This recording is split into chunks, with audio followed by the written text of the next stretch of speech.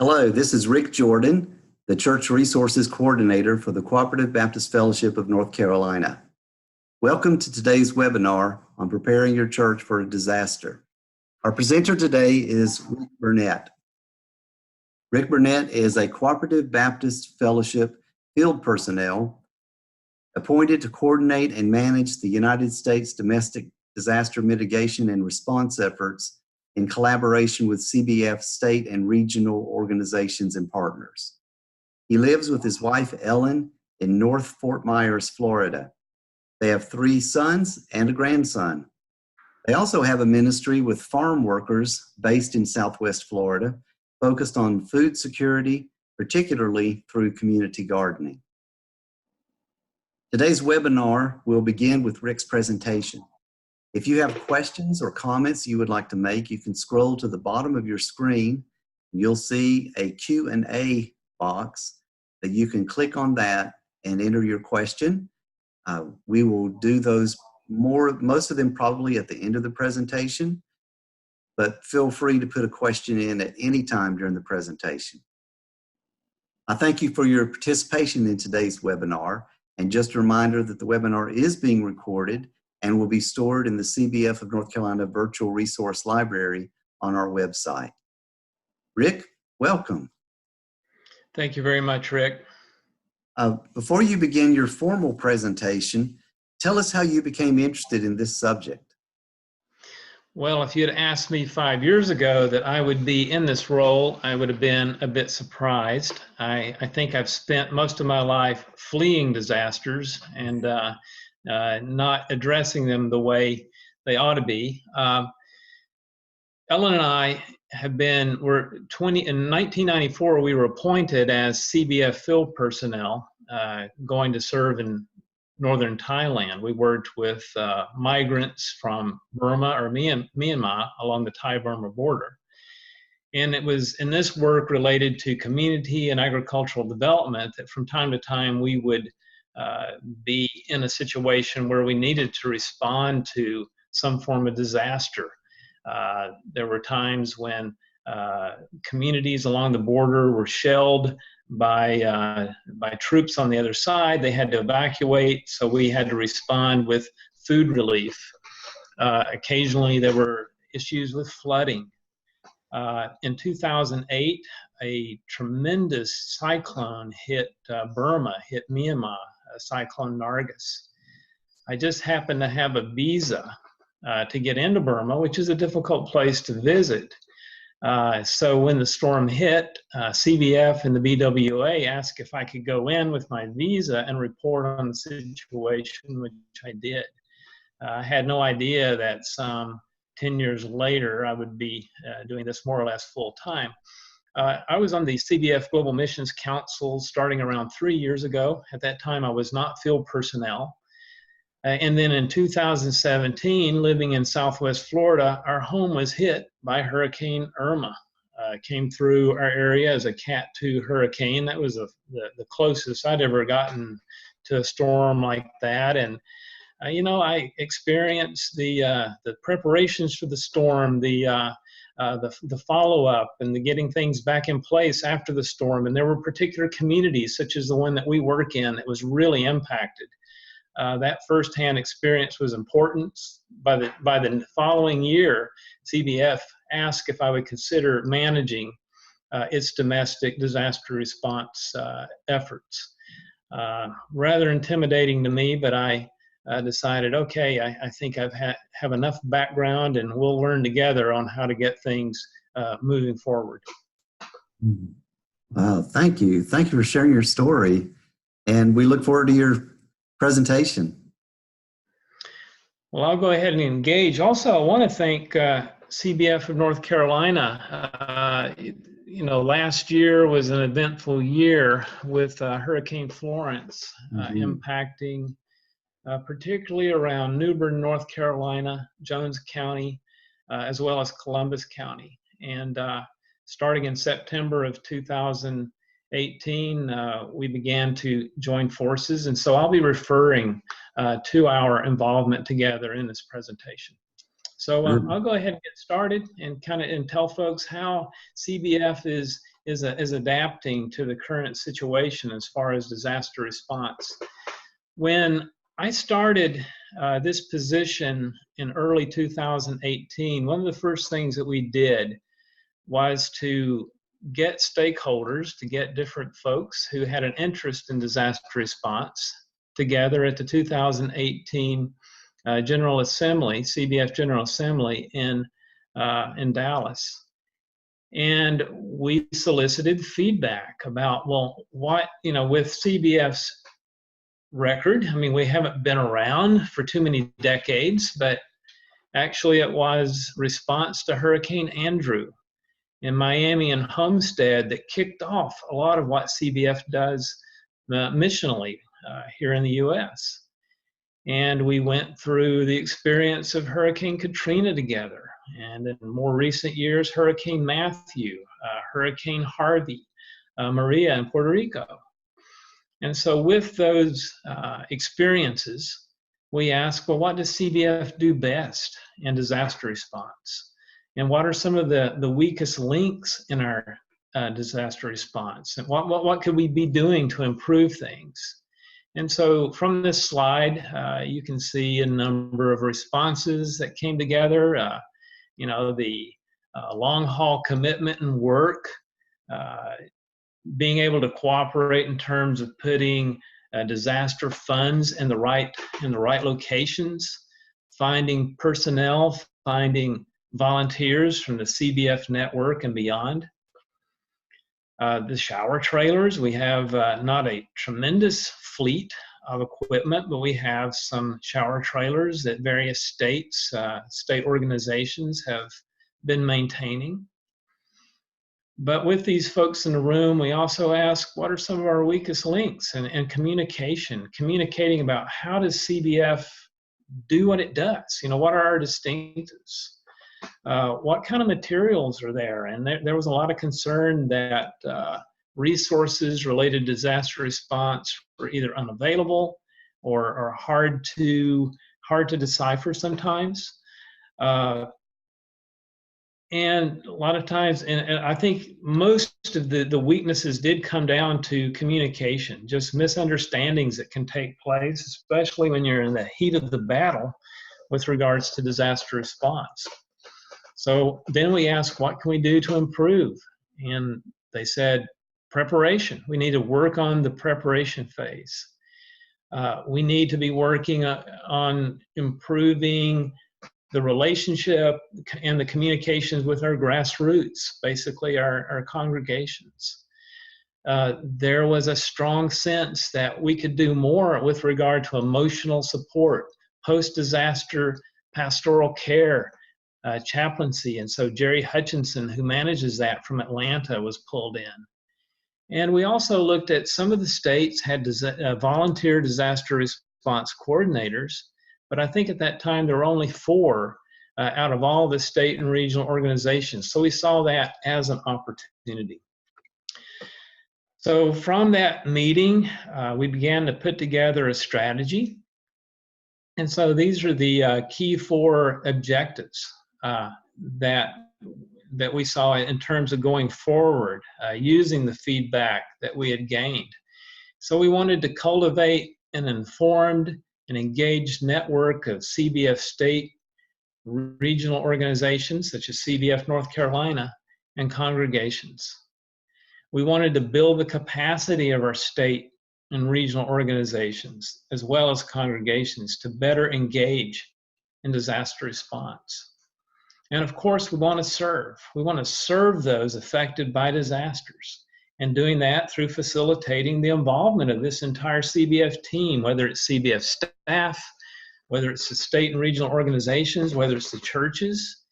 And we felt like that what CBF has actually done best is long-term disaster recovery efforts in affected focused communities, particularly communities that tend to be underserved. And then our 4th key objective was to engage in effective planning and monitoring and evaluating and reporting, so that there is a better understanding about how did things go? What should we be preparing for in the future? So that boils down the four basic objectives that we have right now. We had a group of state and regional organization stakeholders that met in Atlanta at the end of July last year, and we realized we really didn't have a mission statement, and those can either be ignored or they can be helpful in forming the core of what we do. And so these different folks from different areas of the CBF world got together, and this is what they came up with: equipping Christians and churches to serve communities affected by disaster. You can see from that we're not being exclusive CBF in any way.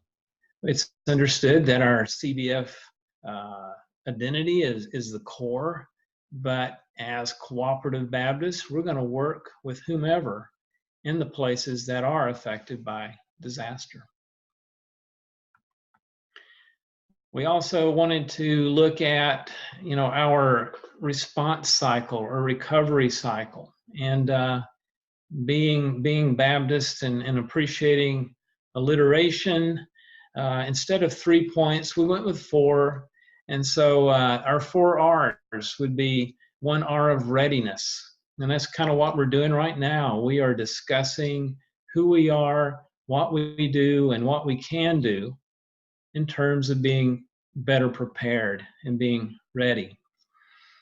Relief is another term, and I'll talk about this a little bit later about what kind of relief we do and don't do. We recognize where our strengths lie, and we also know where our capacity isn't very strong. But when we talk about relief and going in and responding to the immediate needs in a short-term way, this may not be our strongest R. I think that our strongest R in CBF disaster response would be the recovery. Finding communities, partnering with communities, again, that tend to be overlooked. These overlooked communities might be in remote spots, or it might be spots that people just don't tend to recognize in a city or a particular area. But to go in and to have a long-term engagement.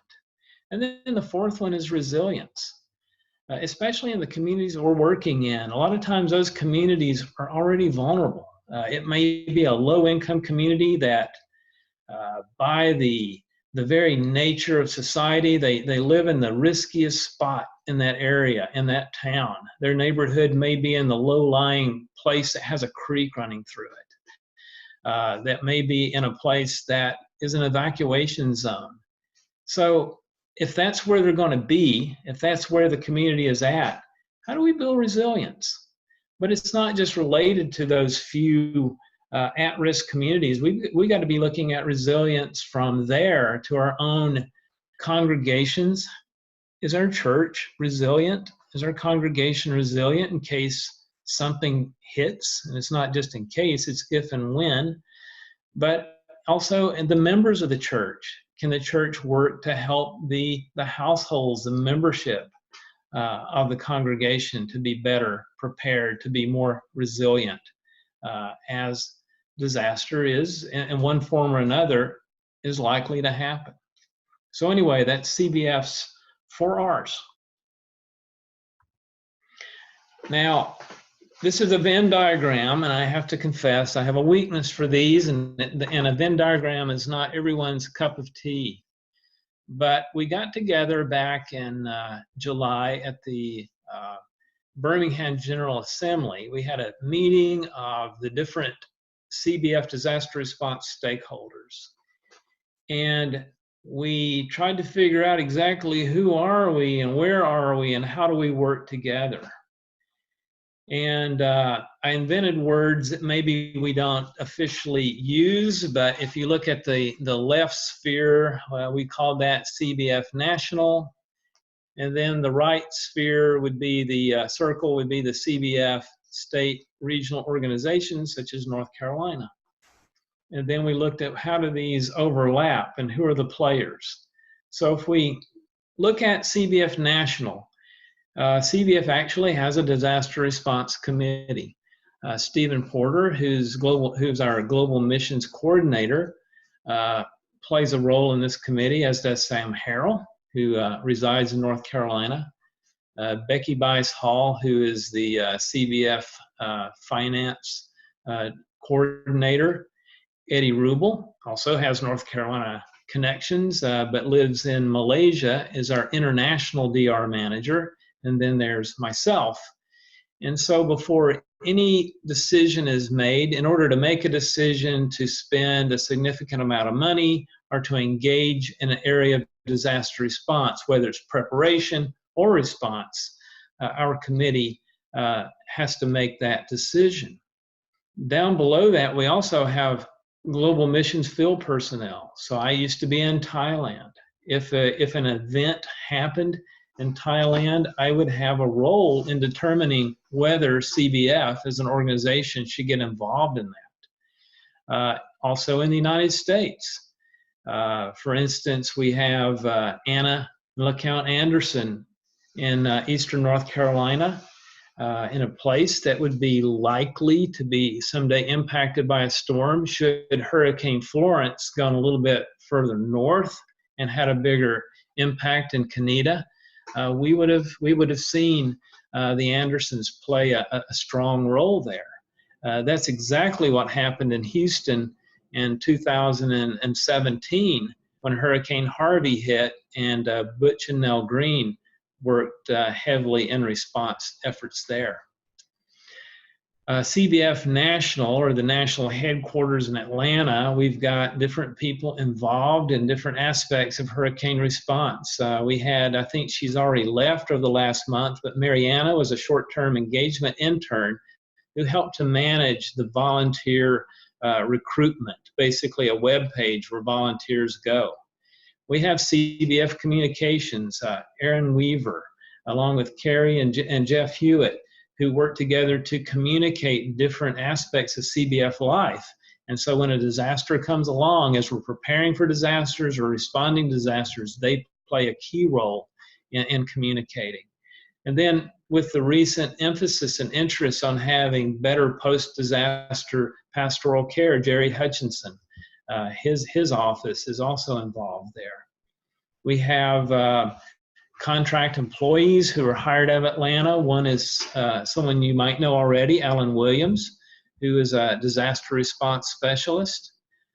We have a new one, Burnette Sneed, who was very involved this past year in Trenton, in Jones County, in response to Hurricane Florence. And so she will also be helping us with, be as a liaison with communications. So anyway, those are the players over on the national side. And then in the state region, which is, that would be North Carolina CBF. So we have, I think, 9 states that have volunteer disaster response coordinators. And very recently, for North Carolina, we have David Hawes, who has agreed to take this role on. He's doing studies right now. We promise not to bother him very much until he's done, but he would play a key role in helping us if and when a disaster hits North Carolina. He would play a key role in coordinating with CBF North Carolina.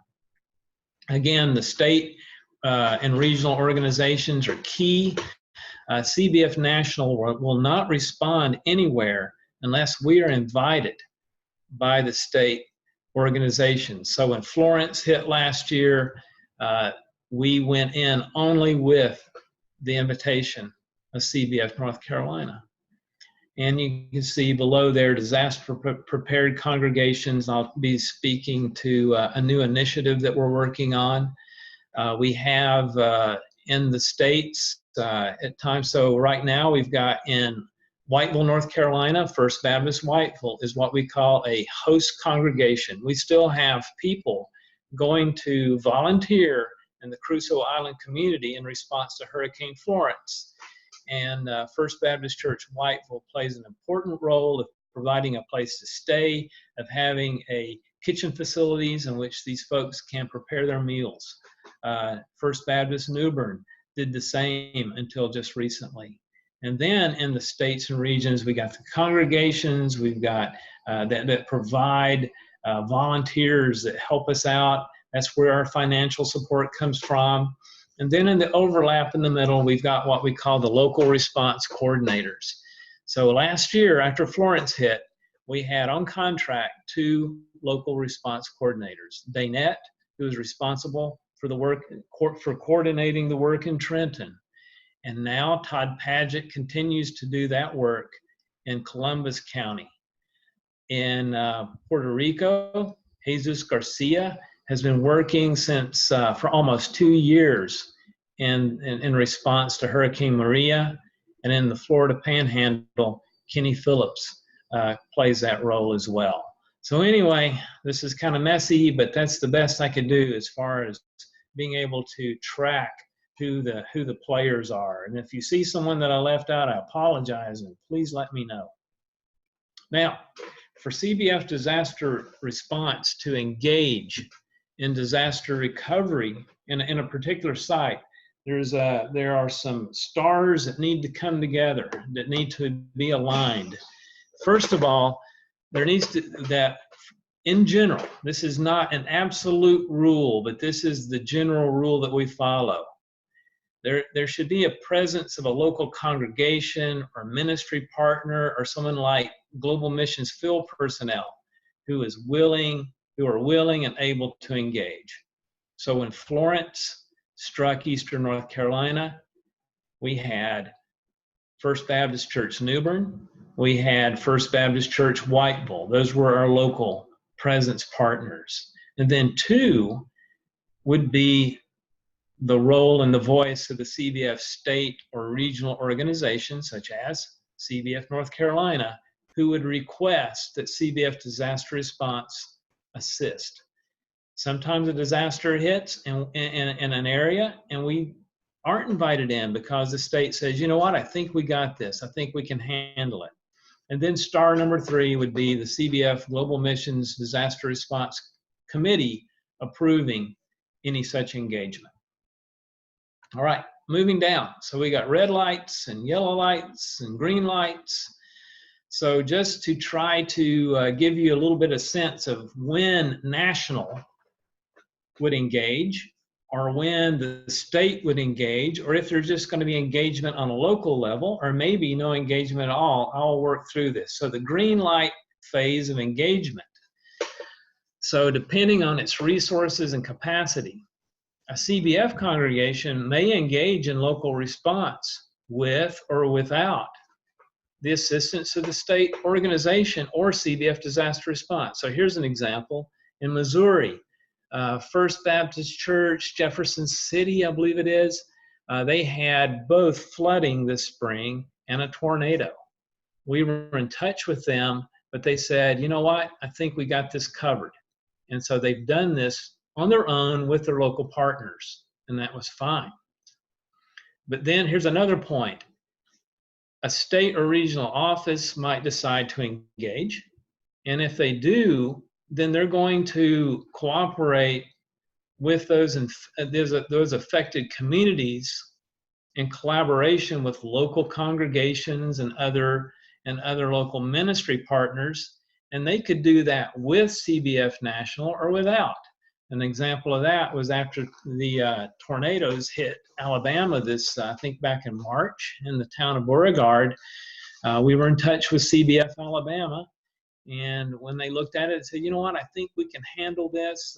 CBF National did provide a grant, but we did not go in boots on the ground in a sense. They had the capacity to be able to handle this.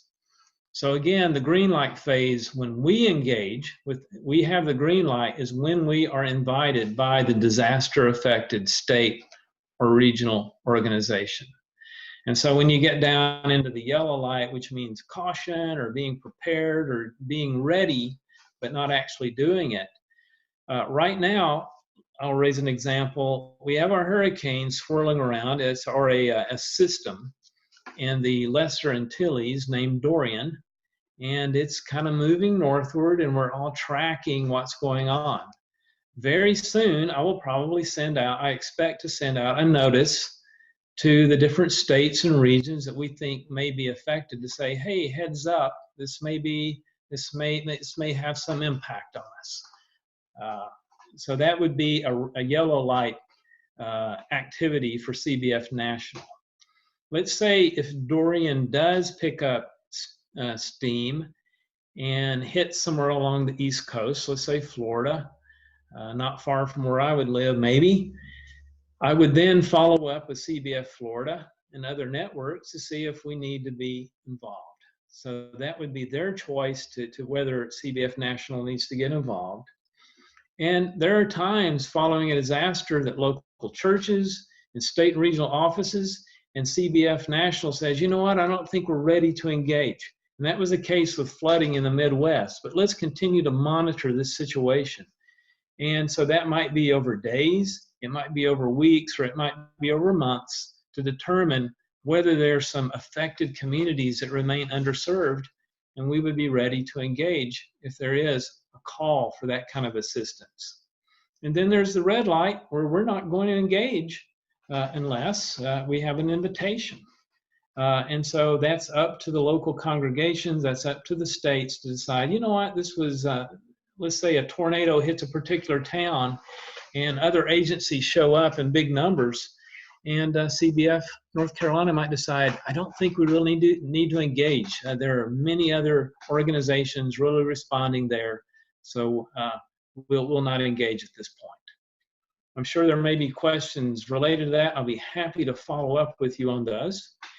There are two categories of CBF disaster response. There would be the short term, that would be kind of the relief. And so again, that would be led by the state or regional organizations such as CBF North Carolina, as well as local congregations. And so in the case of a tornado coming through a town, a lot of churches are like, we're ready to engage. They might have a chainsaw team. Or if there was a flash flood hitting a limited area, the church may lead efforts to go in and muck out, to remove debris, to help clean up. So that would be an example of short term where states and churches particularly would be involved. And if they ask us to be involved in a certain way from national side, we would certainly consider that. Long term is where we all come together.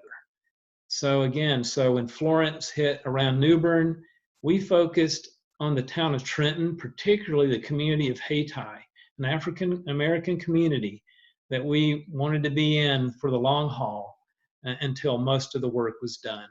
And so that was undertaken with a lot of coordination between the different parties. Really quickly, so how does CBF Disaster Response engage? So we can provide funds, if approved by our committee, for both short and long-term efforts.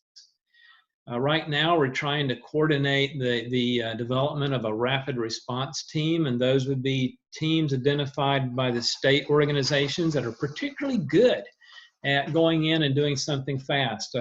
It might be that you have a church, a congregation that's got a lot of guys and folks who are good at chainsaw use, and they can go in and quickly remove debris and muck out houses. So we'd like to know who's got what kind of capacity.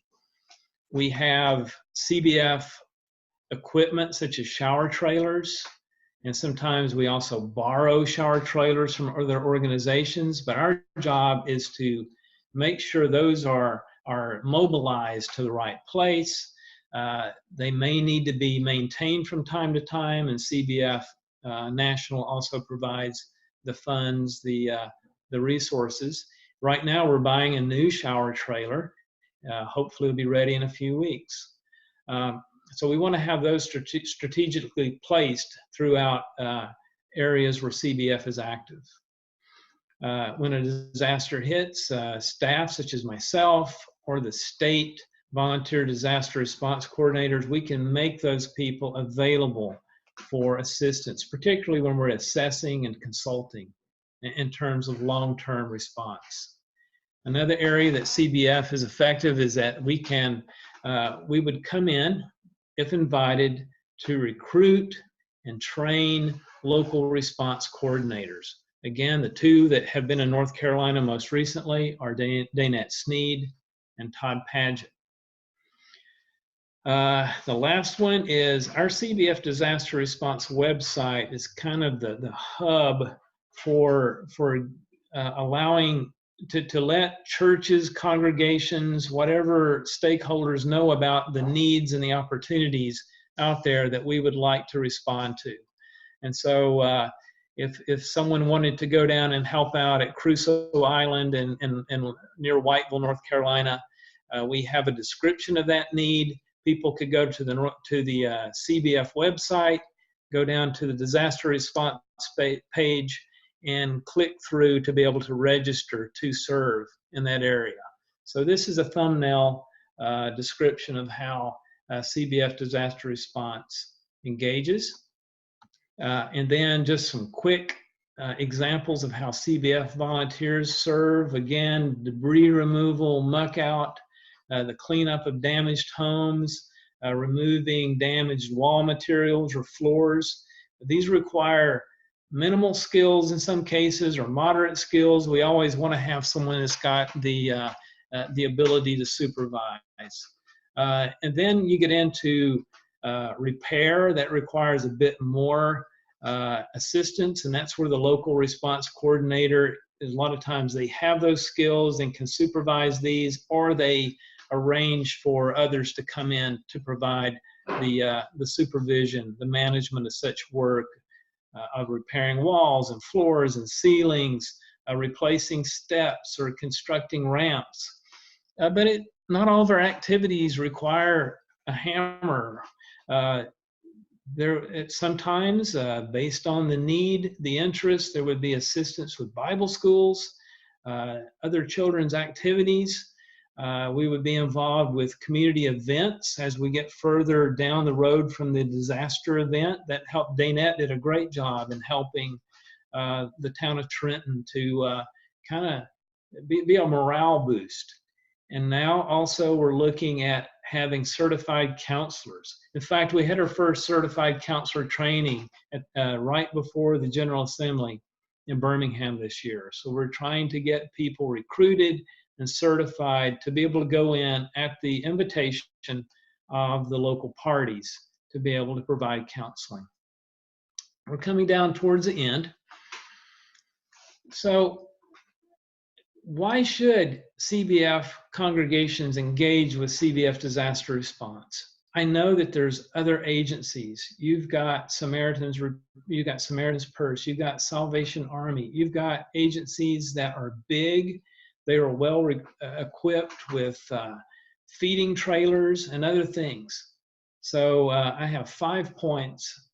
We are committed to disaster response in accordance to what VOAD, the Voluntary Organizations Active in Disaster, calls the 4 C's. We want to work in cooperation, in communication, in coordination, and collaboration. We want to eliminate the other C of competition. We want to make sure that it's being done right. And also with CBF Disaster Response, we work according to our missional values of Cooperative Baptist Fellowship, and that's cultivating beloved community, that's bearing witness to Jesus Christ, and that's seeking transformational development that can be applied to disaster response. And also, we want to see, we work hard to facilitate volunteer teams from CBF churches, and we have other groups that are not CBF engaged, but our heart is to have CBF congregations and organizations getting involved in responding. And our CBF response website, as I mentioned before, it provides convenient registration options that includes background checks, and also enables volunteers to make sure that they have supplemental insurance. And one last thing that I'm about to tell you about is that CBF Disaster Response is preparing to offer something we call CBF Ready, disaster prepared congregations. So I'll give you a little bit more on that in just a few minutes. what CBF Disaster Response does not do. We do not organize search and rescue efforts. I mean, there might be someone out there in a CBF congregation who gets involved in such things. Someone might have a fan boat and they can go out and do this. But as far as what we organize from Atlanta, we don't do this particular one because we know that there are other agencies that do a much better job at that than what we would do. Nor do we mobilize disaster relief supplies, food, and water. In other words, we're not going to say, send us crates of water.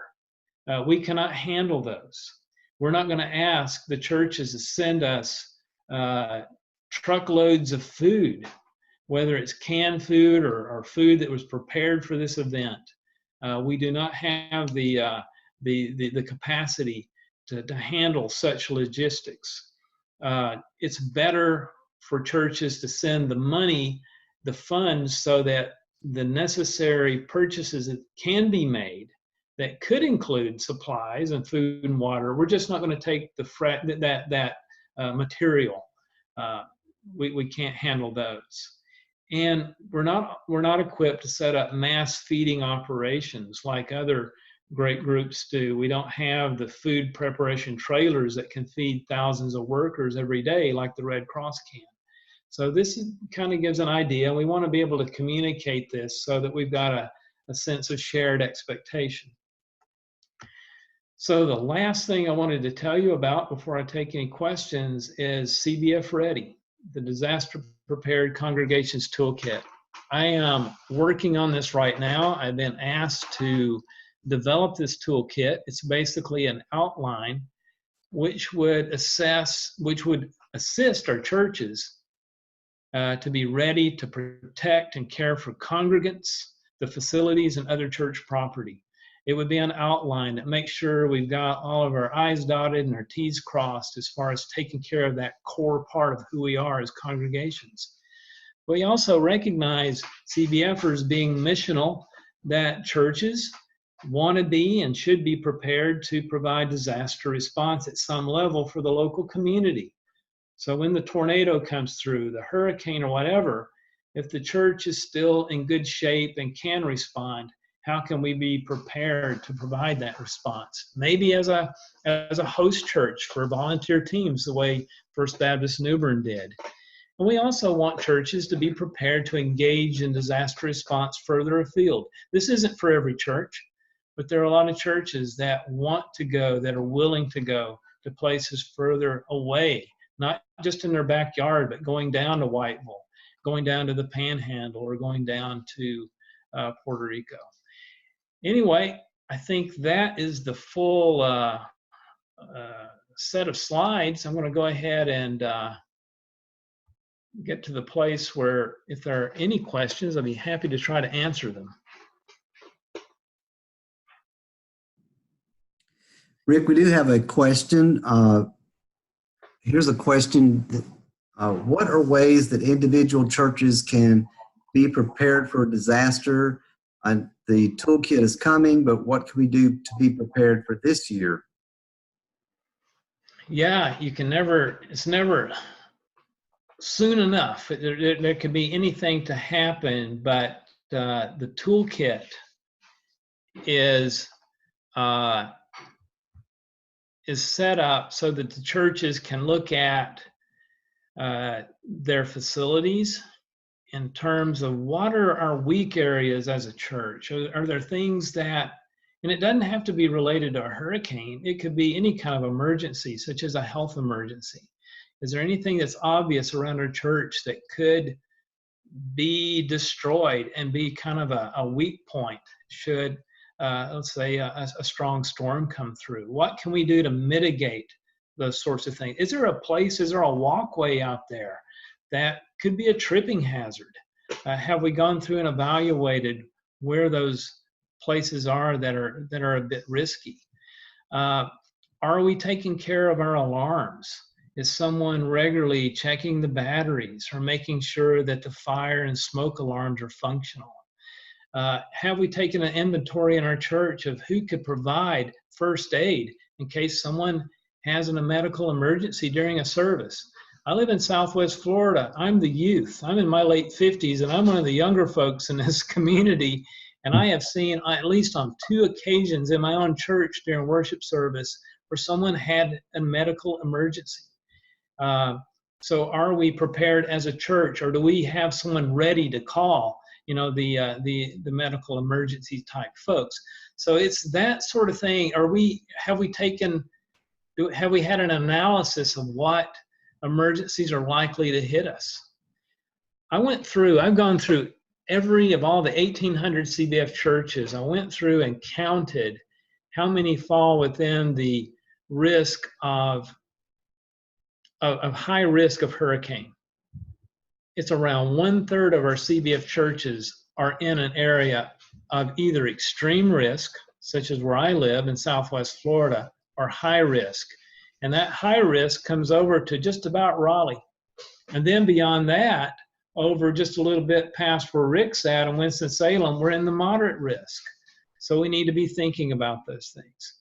I was in Corpus Christi, Texas, and I was looking around and I thought, wow, there's 2 risks I could see right away: hurricane potential and also chemical industrial accident. That's petrol, you know, that's where the petrol industry is located.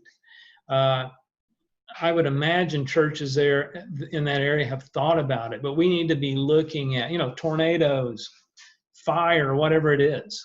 So that's the sort of thing. It's basically an inventory that you would work through, in addition to how you would think, wait a minute, is our church prepared to take in people if something happened? If our church remains intact, could we be a refuge church? Could we get registered with the Red Cross? Or do we have supplies on hand in case something happens?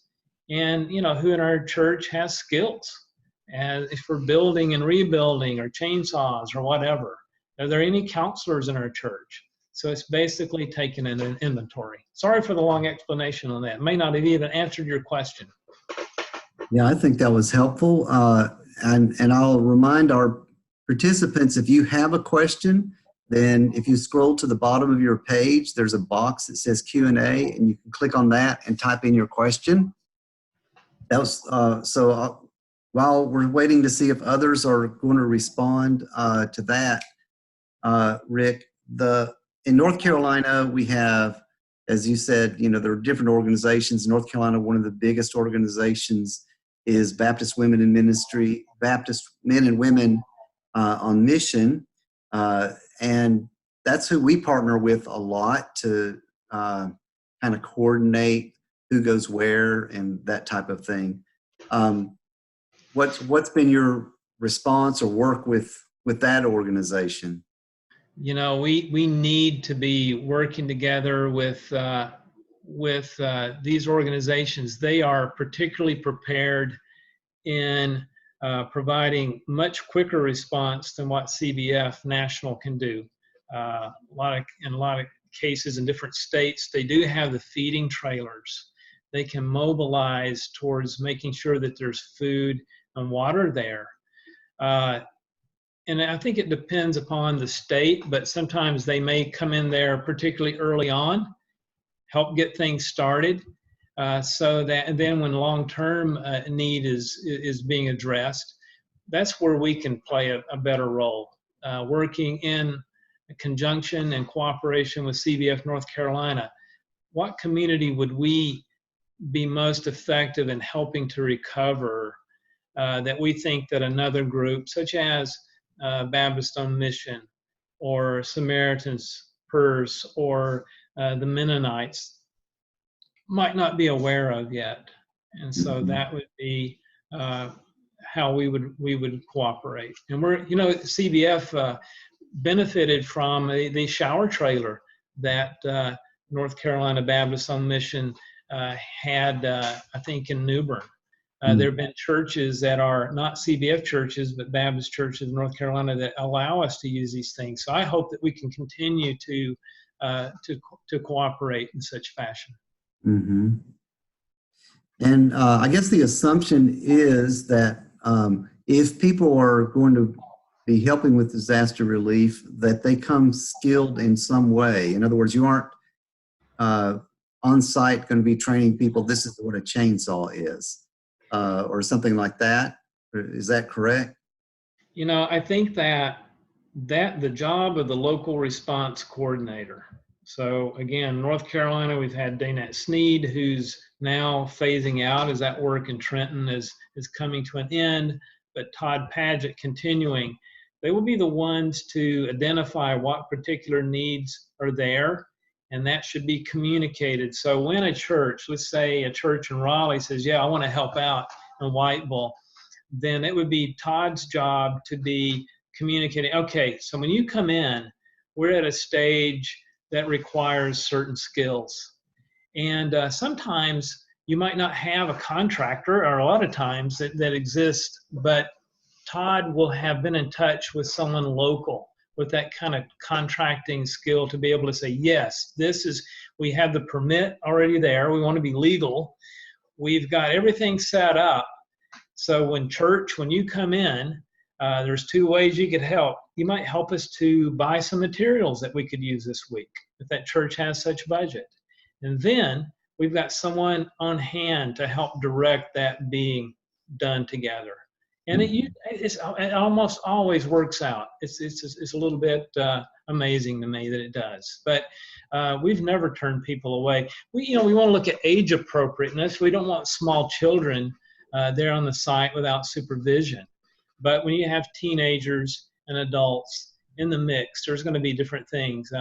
For me, I can always drag brush. I'm quite good at dragging brush, and so I've always been put to use that way. But that's what we can expect. Great. We have a question about groups who will need housing at disaster recovery sites.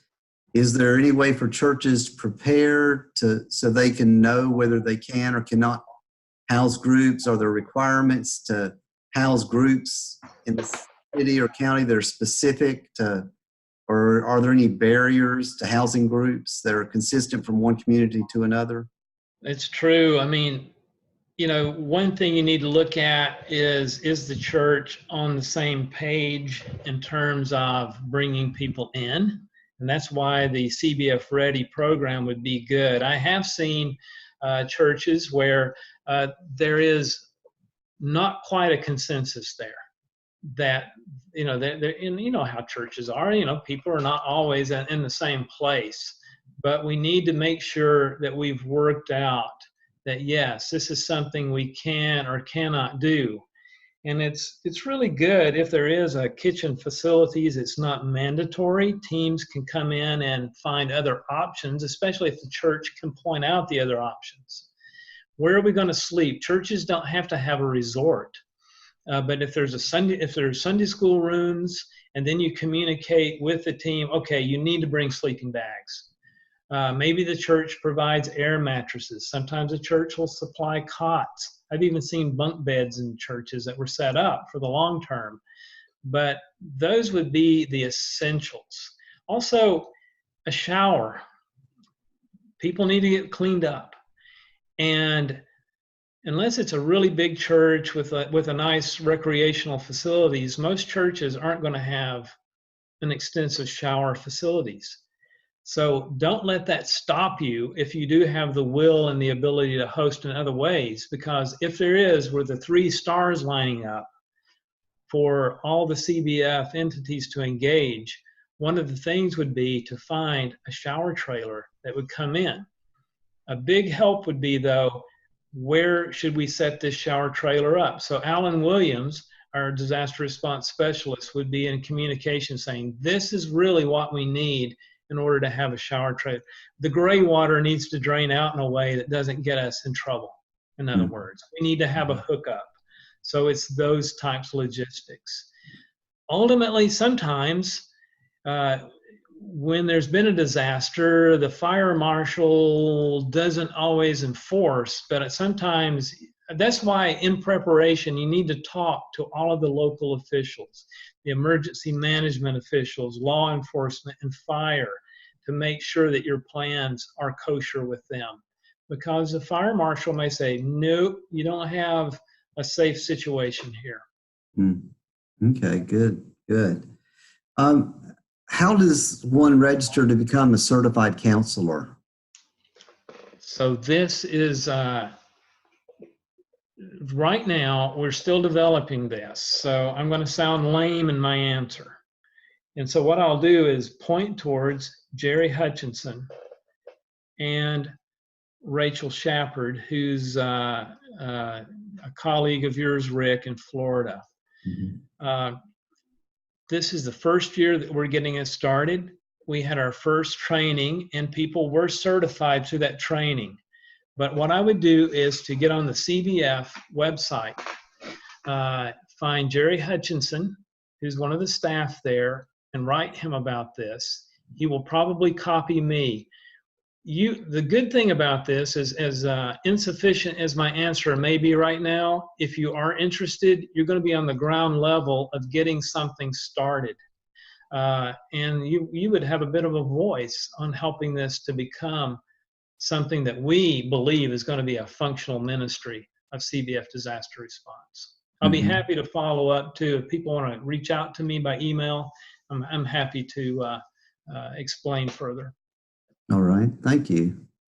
And so as things are developing, then what is the best place to go for the best current information about what's going on with disaster relief in CBF?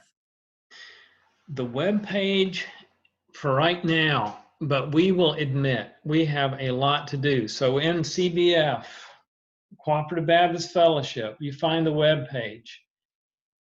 Disaster response happens to be under the missions tab. And so you will go and click there and it will tell you what's currently going on. Danette Sneed has just now been hired to help us to manage those resources. And so we had a conversation just before this conference that she needs to go through and make sure that things have been updated and are current. But that is the best place. But if you have questions, if you see something that doesn't satisfy, you can always reach out to me. That's part of my job. Okay, great. Well, we don't have any more open questions. That's what we have. So again, I want to thank the participants for joining us.